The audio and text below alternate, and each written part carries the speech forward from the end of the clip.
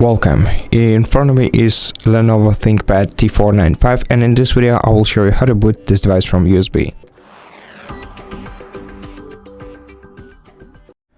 Now if you want to boot your device from USB, make sure that the bootable USB flash drive is connected to your PC.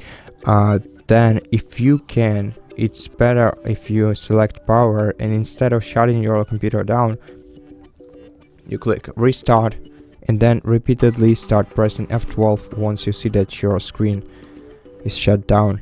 And this way you will enter the boot mode every time, because entering boot mode or boot menu is kind of tricky on this PC. But let's also try to do it after turning off the PC.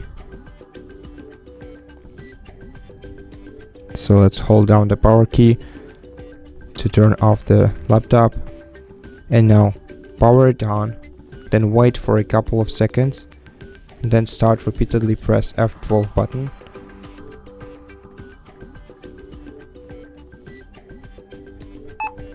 Okay, and we did succeed, but sometimes you have to repeat this process for a couple of times until you actually succeed. And if you cannot, if you try really hard but you cannot enter the boot mode anyway, then try holding down the Fn button that is located next to the control key, left control key, and holding the Fn button press the F12, because this might also be the problem, that the function keys are enabled and your system just doesn't read F12 like as an F12, so you have to hold down the Fn key button instead.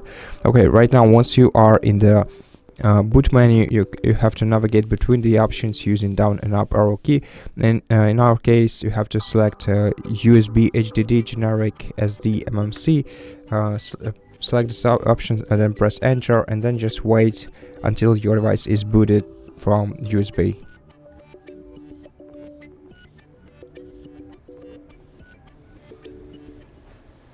And as you can see, we have booted into the Windows 11 setup process.